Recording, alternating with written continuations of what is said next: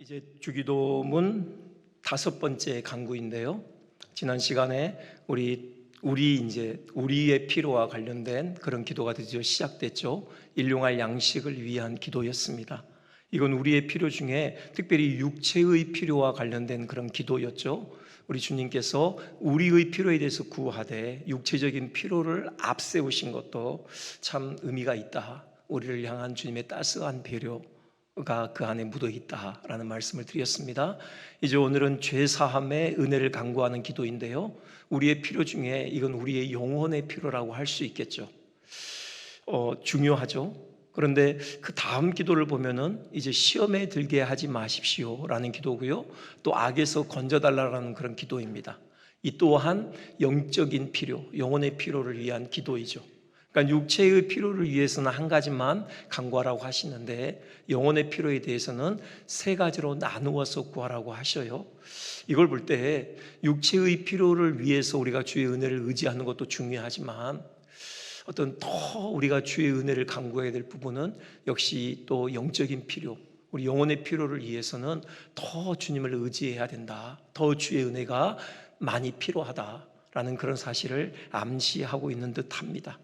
오늘은 바로 그 영혼의 필요 중에 우리 죄사함의 은혜를 위한 그 기도에 대해서 생각을 해보겠습니다. 크게 두 가지로 나눠서 생각을 하겠는데요. 먼저는 뒷부분 우리 죄를 사하여 주시옵고 라는 그런 간구입니다. 여기에는 몇 가지 사실이 전제되어 있어요. 먼저는 죄사함을 위해서 기도하라고 하신 그 주님의 말씀 안에는요, 주님께서 인정하시는 바가 있다는 거죠. 우리가 죄인이라는 사실입니다. 여전히 우리가 이 땅에 호흡하는 동안에 우리는 죄를 짓는 존재라는 그 사실을 우리 주님께서 인정하시는 거죠. 아신다라는 거예요. 여러분, 이 주기도문은요, 불신자가 아니라 신자들로 하여금 기도하라고 주신 기도의 가르침이에요. 그러니까 이미 우리는 그리스도의 피로 말미암아 정결함을 얻고 하나님의 자녀가 된 주의 백성들이죠. 그럼에도 불구하고 여전히 우리가 이 땅에 살아가는 동안에 죄를 짓는 존재이다.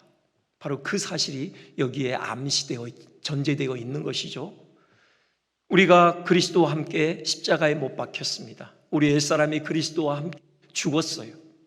그리고 그리스도와 함께 다시 살았죠. 우리에게 새로운 생명이 부어졌습니다. 하나님을 향하여 살게 됐어요. 우리 안에 거룩의 영이신 성령께서 오셨습니다. 그 성령의 인도하심을 조차 우리가 날로 그리스도의 거룩하신 형상을 닮아가요. 이 거룩의 복된 행진이 이어지고 있습니다. 그럼에도 불구하고 우리가 경험하고 또 인정할 수밖에 없는 사실은 우리는 죄를 짓는다라는 사실이죠. 넘어진다라는 사실입니다. 한순간에 그 분노에 사로잡혀서 하지 말아야 될 말을 우리 밖으로 내뱉는 또 그런 잘못 우리 하잖아요. 그것 때문에 후회하고 또 곤란을 겪기도 하고요. 정말 가슴을 치고 왜 그랬을까 회한을 겪는 어떤 이런 일이 있고요. 또 하나님 앞에 어떤 죄를 지었을 때 회개하면서 다시는 이 죄를 짓지 않겠습니다. 하나님께 소원하지만요, 어느 순간에 똑같은 죄에 넘어지는 우리 자신의 모습을 보면서 한탄할 때가 있죠. 참 우리 스스로 볼 때 너무 한심하다라는 그런 생각이 들 때도 있습니다. 그래요. 우리는 죄성을 여전히 지니고 있고요. 죄를 짓기 쉬운 그런 연약한 존재입니다. 우리 주님께서 그 연약함을 아시고서 죄사함을 위해 기도하라고 하신 것이죠. 그러니요, 우리가 애써 우리의 연약함을 숨길 필요가 없는 것입니다. 우리의 연약함을 주님 앞에 인정해야 돼요. 우리의 죄를 고백해야 합니다. 죄의 속성 중에 하나가요, 그 죄를 숨기고 있으면은 그 죄에 묶이게 된다는 거예요. 그 죄가 우리를 올가맵니다. 그런데요, 죄를 하나님 앞에 고백하면 그 죄의 묶임으로부터 자유케 돼요. 하나님 앞에서 고백된 죄는 힘을 잃게 되는 것입니다. 그리고 또 이 우리 죄를 사하여 주시옵고 이 간구의 내용에 전제되어 있는 사실은요, 죄 사함을 위한 기도에는 죄를 심각하게 여기는 태도가 전제되어야 한다는 거죠. 여러분, 그렇죠. 우리가 죄를 짓는다라는 사실을 인정하는 것으로 끝나는 게 아니라요, 우리가 하나님 앞에 나아가서 그 죄의 문제를 가지고 씨름하기 위해서는, 그 죄를 십자가 앞에 내려놓고 죄 사함의 은혜를 강구하기 위해서는요, 이 죄에 대해서 심각한 태도를 가져야 돼요. 반드시 이 죄의 문제가 하나님 앞에서 해결되어야 한다라는 그런 열망이 있을 때 우리가 그 죄의 문제를 가지고 하나님 앞에 나가 씨름하게 되는 것이죠. 죄를 아무렇지도 않게 생각한다면 굳이 하나님 앞에 죄를 가지고 씨름하지 않게 되는 것입니다. 우리가 진정으로 거듭난 하나님의 자녀라면요, 우리는 죄를 심각하게 여기지 않을 수 없어요. 우리가 하나님의 자녀라면은 우리는 무엇보다도 하나님과의 관계를 소중히 여기게 됩니다. 하나님과 화평한 관계를 그 무엇보다도 중히 여기게 되는 것이에요. 하나님을 향한 목마름이 있게 되죠. 시편 기자의 고백이 있죠. 42편. 하나님이요, 사슴이 시냇물을 찾기에 갈급한 같이 내 영혼이 주를 찾기에 갈급하니이다. 내 영혼이 하나님, 곧 살아계시는 하나님을 갈망하나니 내가 어느 때에 나아가서 하나님의 얼굴을 배울까. 이렇듯 목마른 사슴이 시냇물을 찾기에 갈급함처럼 우리 영혼이 하나님을 찾기에 갈급하게 되는 것입니다. 하나님의 그 선하신 얼굴을 배우기를 갈망하게 되는 것이에요. 누구나 우리 안에 하나님의 생명이 부어진 거듭난 하나님의 자녀라면 이 하나님의 선하신 얼굴을 배우고자 하는 거룩한 갈망이 우리의 심령을 채우게 되어 있는 것이죠. 그런데요, 죄는 이 하나님과의 화평한 관계를 깨뜨리는 결정적인 요인이죠. 죄는요, 하나님과 우리 사이를 갈라놓습니다. 물론 하나님과의 법적인 관계가 끊어지지는 않아요. 하나님의 호적에서 우리를 파버리지는 않습니다. 하지만 하나님과의 그 친밀한 교통에서 멀어지게 되는 것이에요. 그토록 우리 안에 있는 갈망, 하나님의 얼굴을 배우기를 사모하는 그 갈망이 채워지지 않는 채로 여전히 하나님의 임재에서 멀어진 채로 살게 되는 것이죠. 하나님의 자녀는요, 이런 상황을 견딜 수 없어 합니다. 하나님과의 화평한 관계가 깨어지는 것만큼 우리의 삶에 고통스러운 것은 없어요. 죽기보다 더 싫죠. 삶의 의욕이 다 사라집니다. 숨이 막혀요. 영혼이 질식하는 것입니다. 우리가 정말 거듭난 하나님의 자녀라면은 우리는 우리에게 이 하나님의 선하신 얼굴빛이 비치지 않는 것보다 우리를 고통스럽게 하는 것이 없음을 아는 자들이에요. 그래서 회개하게 되는 것입니다. 하나님 앞에 나아가 그 죄를 토해내게 되는 것이에요. 죄 사함의 은혜를 간구하게 되는 것입니다. 죄가 초래한 그 깨어진 하나님과의 화평한 관계가 다시 회복되기를 간절히 구하게 되는 것이죠. 이 기도에 한 가지 더 전제된 사실이 있는데요, 그건 이 죄 사함을 위한 기도에 하나님께서 반드시 응답하신다, 그 사실이 전제되어 있어요. 그렇잖아요. 하나님께서 응답해 주시지 않을 것이면서 우리로 하여금 죄사함의 은혜를 구하라, 그렇게 말씀하실 분은 아니라는 거죠. 내가 응답해 줄지는 그때 가서 생각해 볼 테니까 일단 구해라, 이런 말씀이 아닙니다. 죄사함을 위해 기도하라는 권면은요, 하나님께서 그 기도에 응답하실 것이라는 약속이 전제되어 있는 것이죠. 이 죄사함의 은혜에 대해서 요한 1서 1장 8절 우리에게 분명하게 선언하고 있습니다. 우리 한번 함께 봉독해 볼까요? 한번 보여주시겠습니까? 만일 우리가 우리 죄를 자백하면 그는 미쁘시고 의로우사 우리 죄를 사하시며 우리를 모든 불의에서 깨끗하게 하실 것이요. 아멘. 그렇습니다. 우리 죄를 자백하면 우리 죄를 사하시고 모든 불의에서 우리를 깨끗하게 하신다고 약속하고 계셔요. 자주 말씀드리지만 이 구절에서 저의 주목을 끄는 단어는 의로우사라는 단어입니다. 하나님께서 우리가 우리 죄를 자백할 때 우리를 그 죄로부터 사해 주시고 또 모든 불의로부터 우리를 깨끗하게 하시는 그 근거가 뭐냐? 하나님의 의로우신 성품이라는 것입니다. 이건 잘 이해가 안 되는 부분이에요. 그렇죠? 하나님께서 의로우시기 때문에 우리가 죄를 고백하면 우리의 죄를 사해 주신대요. 잘 매치가 안 되는 하나님의 속성과 죄사함이죠. 그런데 이게 진리입니다. 왜요? 여기에는 예수 그리스도의 속죄의 사건이 전제되어 있기 때문에 그렇죠. 그리스도께서 이미 십자가에서 우리가 이 땅에서 짓는 모든 죄를 대신 짊어지시고 피 흘리셨습니다. 그 죄에 대한 값을 이미 예수님께서 다 치러 주신 것이죠. 그래서 우리가 그 그리스도의 십자가의 구속의 그 사실을 붙들고 우리 죄를 자백할 때 하나님께서는 우리의 죄를 용서해 주실 수밖에 없으셔요. 왜요? 그분이 의로우시기 때문에요. 이미 예수님께서 그 죄에 대한 값을 다 치르셨기 때문에 그 사실에 근거해서 우리 죄를 완전히 사해 주시는 것입니다. 모든 불의에서 우리를 깨끗하게 하신다고 했어요. 완전히 우리 죄를 사해 주시는 것이죠.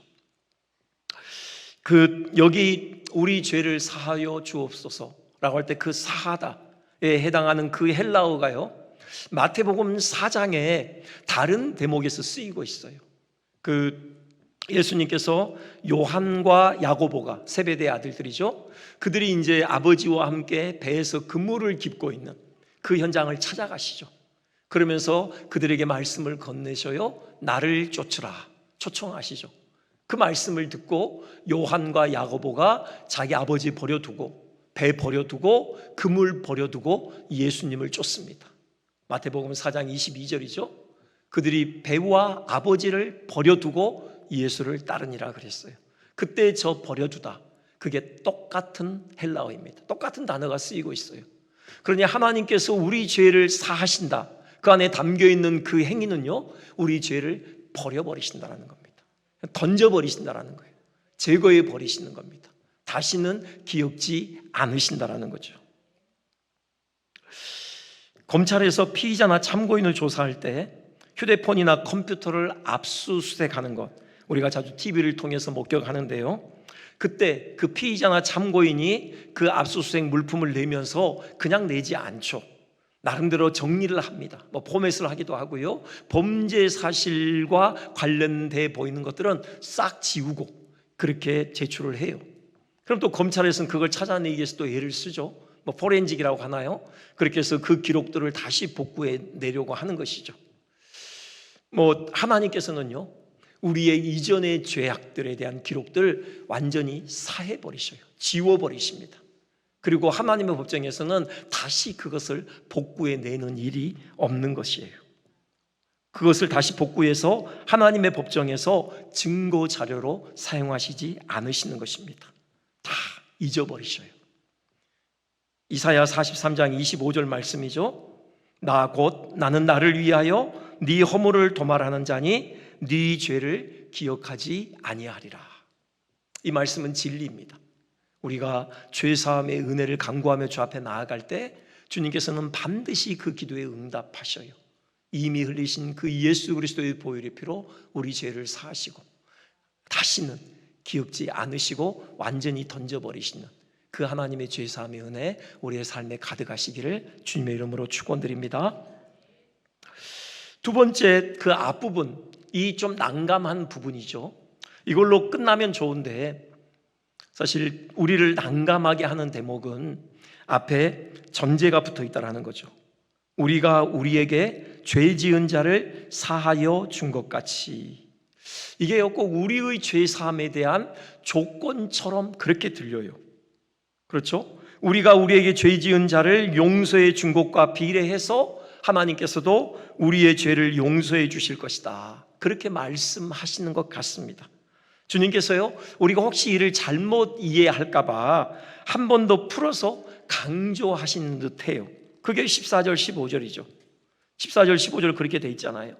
우리가 우리에게 잘못한 사람의 잘못을 용서해 주면은 하나님께서 우리의 죄도 용서해 주실 것이요, 우리가 우리 지체들의 죄를 용서해 주지 않으면은 하나님께서도 우리의 죄를 용서해 주지 않는다, 이렇게 주님이 말씀을 덧붙이시거든요.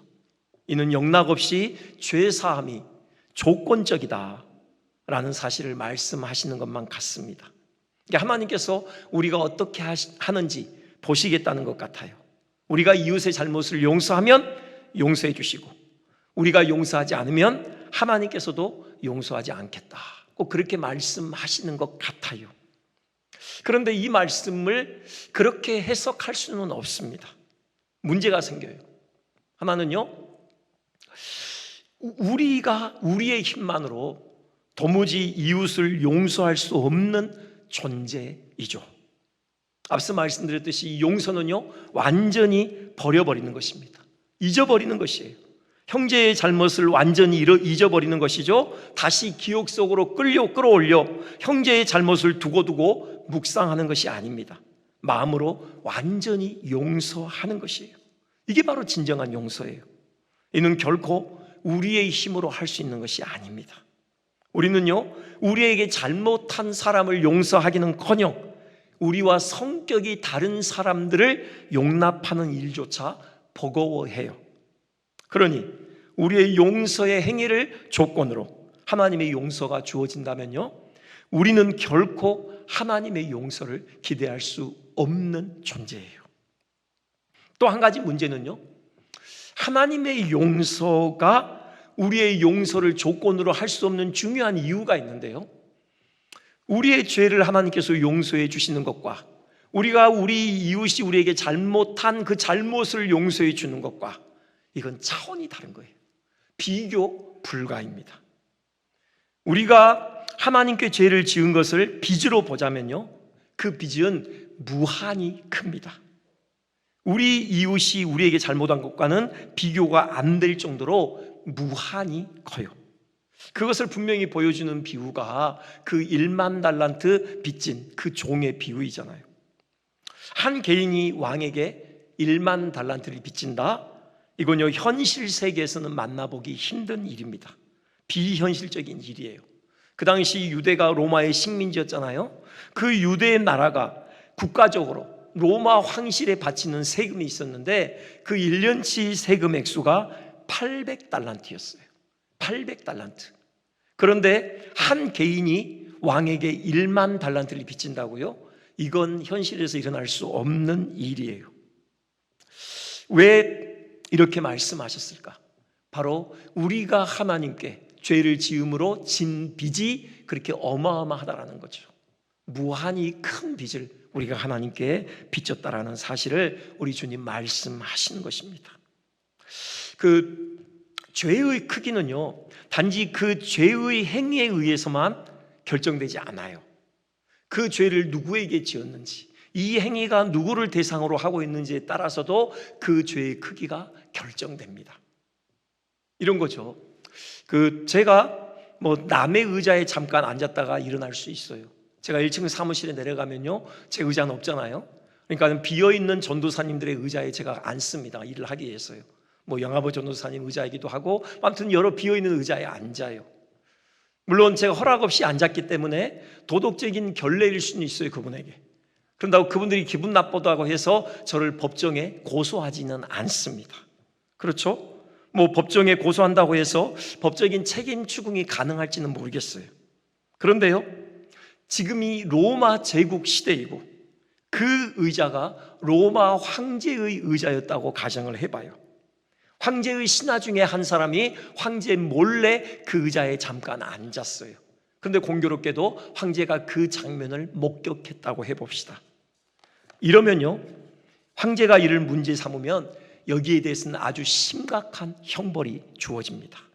황제에 대한 반역죄로 사형에 처해질 수 있는 거예요. 아닥사스다 왕 때 에스더 생각해 보십시오. 왕 앞에 허락 없이 나가게 되면요, 반역죄로 몰려서 사형당하게 됐어요. 자, 황제를 암살하려고 시도하다가 잡힐 수 있죠. 그때도 당연히 사형이죠. 황제의 얼굴 앞에 침을 뱉고 모욕할 수도 있어요. 역시 사형입니다. 그리고 황제의 의자에 몰래 앉았다가 그것이 발각됨으로 인해서 또 사형을 당할 수도 있는 거예요. 살해하려는 시도, 또 얼굴에 침을 뱉고 모욕하는 것, 의자에 잠깐 앉았다 일어나는 것, 그 자체로만 보자면은 경중이 다를 수밖에 없죠. 하지만 모두 사형에 해당하는 벌을 받게 돼요. 왜요? 그 행위의 대상이 황제이기 때문에 그래요.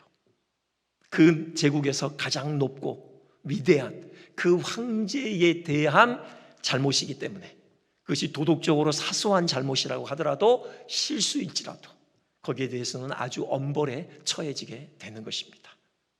하물며 로마 황제를 우리 하나님께 비하겠습니까? 하나님께서 무한히 크신 분이죠. 무한히 영광스러운 분이셔요. 그분께 행하는 잘못은 아무리 사소한 거라고 하더라도요, 그건 엄청난 죄악이에요. 그 무한히 큰 죄입니다. 거기에 대해서는요, 영원한 죽음의 형벌이 내려지게 되어 있는 것이에요.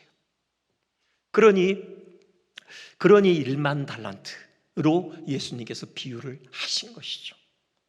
우리 이웃이 우리에게 잘못한 그 잘못은요, 예수님께서 100데나리온으로 비유를 하셨죠.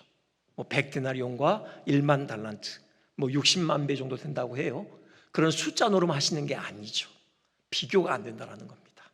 여러분, 그러니 100데나리온을 우리가 탕감해 줬다고 해서 우리가 하나님 앞에서 진 그 1만 달란트를 오롯이 탕감받을 조건을 충족시키는 것은 아니라는 것입니다.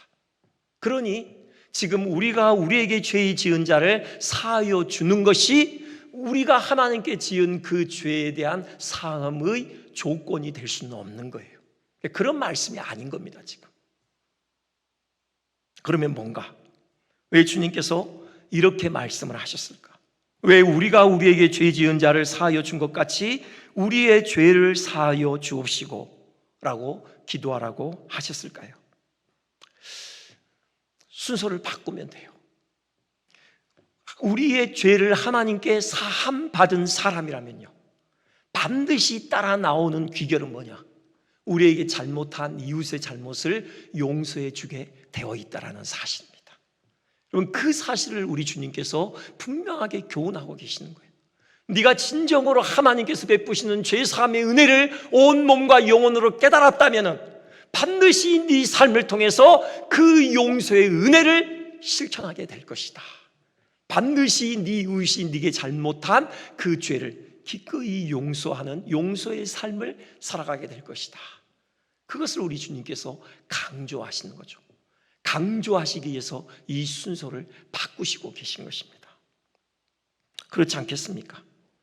도무지 갚을 수 없는 1만 달란트의 빚을 탕감받았다면 당연히 형제가 내게 진 빚 100데나리온은 탕감해 주게 되는 것이죠. 특히 하나님께서요, 우리의 죄를 용서해 주시기 위해 엄청난 희생을 치르셨어요. 1만 달란트를 탕감한다? 그건요, 하나님께서 그 손해를 대신 감수하시는 것입니다. 그 값을 하나님께서 대신 치르시는 것이에요. 곧 하나님의 아들 예수님의 생명의 값을 내어 놓으시는 것이죠. 그 하나님의 장부에서 우리의 이름과 우리가 진 그 빚의 액수를 지우시기 위해서 하나님의 아들 예수님께서 십자가에서 피 흘리셔야만 했던 것이죠. 아니, 그 장부를 아예 찢어버리시기 위해서요, 그 아드님의 몸을 십자가에서 찢으셨던 것입니다. 이 은혜를 온몸과 영혼으로 깨달을 때 우리는 반드시 우리의 삶에서 형제에게 그 용서의 은혜를 흘려보내게 되어 있는 것입니다. 이게 우리 주님의 가르침이요, 우리 주님의 우리를 향한 기대요 요구인 것이죠. 이미 말씀 예전에도 드린 바 있지만요, 여러분 그 비유 기억하시죠? 1만 달란트 탕감 받았어요. 그러면 그 감격 가지고 자기에게 빚진 그 100데나리온 빚진 자의 빚을 탕감해 줄 것 같아요. 그게 당연하죠. 근데 주님의 비유는 상황이 다르게 전개되죠. 그가 그 왕에게 1만 달란트를 탕감받았음에도 불구하고 바로 왕궁에서 나와서 100데나리온 빚진 그 동료를 찾아가죠. 그의 멱살을 부여잡습니다. 목을 졸라요. 빚을 갚으라고 독촉하죠. 참아달라고 부탁하자 그냥 감옥에 집어넣어버립니다. 왜 그랬을까요?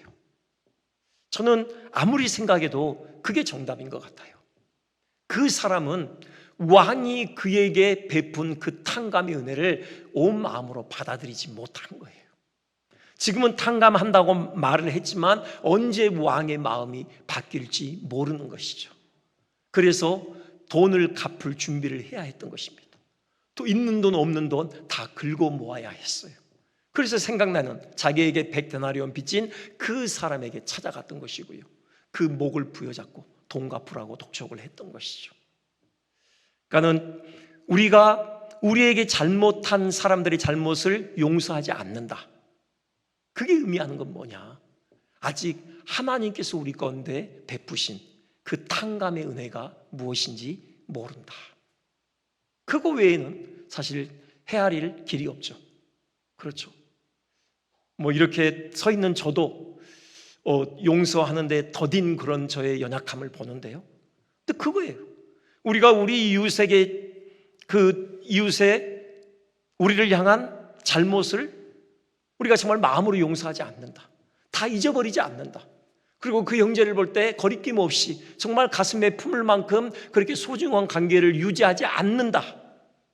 그게 의미하는 바는요, 우리 하나님께서 우리를 위해서 이루신 그 희생, 우리에게 베푸신 그 사죄의 은혜, 그걸 아직 우리가 온몸과 영혼으로 깨닫지 못하고 있다. 마치 그 1만 달란트 빚진 그 종처럼요.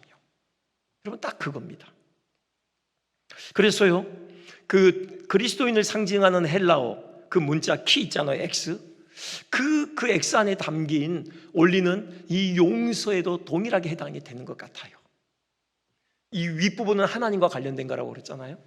하나님께서 우리 가운데 베푸신 그 용서의 은혜의 그 길이와 넓이, 그 깊이를 아는 만큼 우리는 우리 이웃을 향하여서 용서의 길이와 넓이가 넓어지게 되어 있다는 거죠. 그 길이와 넓이가 하나님의 용서에 대한 헤아림에 의해서 결정된다는 것입니다. 특히 우리의 용서는 조건을 달지 않아야 하죠. 우리의 용서는요, 조건을 달기가 쉬워요. 여러분, 그렇지 않습니까? 저 사람이 진정으로 잘못을 뉘우친다면, 내게 와서 자기가 잘못했다라고 진정으로 사과한다면, 내 그때 용서를 생각해 볼게. 우리는 이런 마음을 품을 때가 있어요. 자기가 뭘 잘못했는지도 모르고, 그래서 뭐 잘못한지 알더라도 굳이 어떤 사과를 하지 않는 완고함을 보이고 있는데, 내가 왜 먼저 저 사람을 용서해야 돼? 라는 그런 마음을 품을 때가 있죠. 그게 과연 올바른 것일까요? 아닙니다. 우리 하나님께서 우리를 용서하시는 정황을 생각해 보십시오.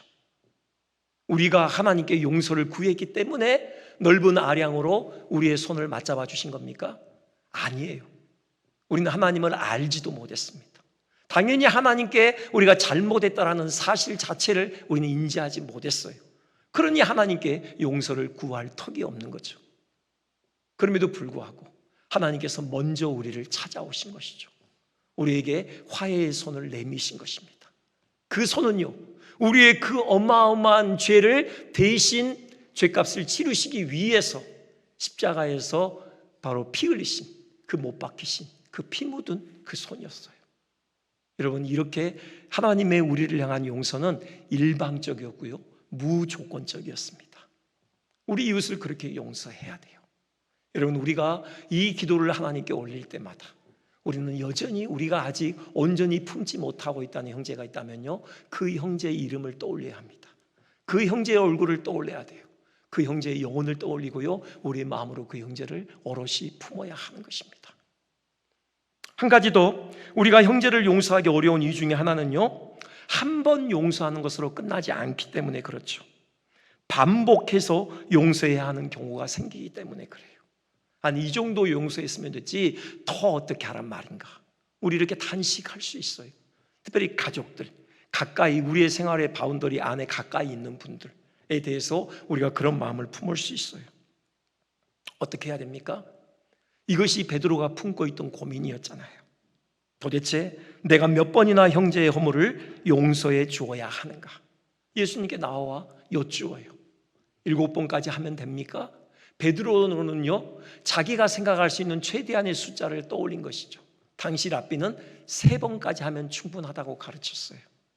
아주 관대한 아량을 지금 베드로는 지금 베풀면서 예수님께 질문하고 있는 것입니다. 거기에 대한 예수님의 답변이 뭐예요? 7번뿐 아니라 7번을 70번까지라도 할지니라.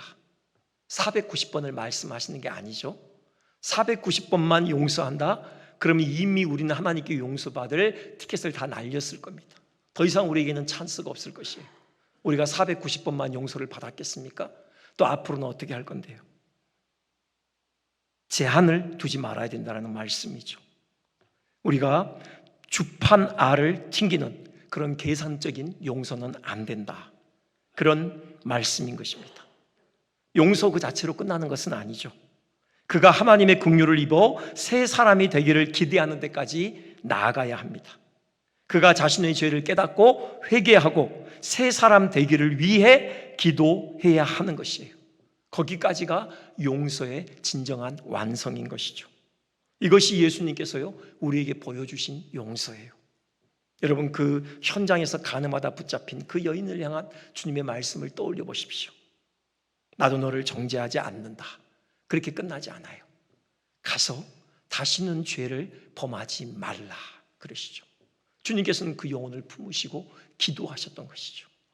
여러분, 우리가 단지 용서하는 걸로 끝나는 게 아니라요, 그 영혼을 품고 그가 회개하고 주께 온전히 세워지기를 위하여 그 영혼을 위해서 기도로 섬기는 것, 여기까지가 진정한 용서라는 사실을 우리는 기억해야 합니다. 말씀을 마치겠는데요, 어떤 글을 보니까 이런 글이 있더라고요. 용서란 사람에게 속한 땅의 일이 아니라 하나님께 속한 하늘의 일입니다. 하나님은 우리를 하늘의 일에 초대하고 계신 것입니다. 그래서 이 기도는 부담이면서도 영광입니다. 용서는 힘들어, 왜 이렇게 어려운 일을 하라고 하시지가 아니라, 와, 이 귀한 일에 초대해 주시다니 영광입니다 라고 생각해야 합니다. 하나님의 이 위대한 초대, 우리 모두 믿음으로 응답하시기를 주님의 이름으로 축원드립니다. 기도하겠습니다.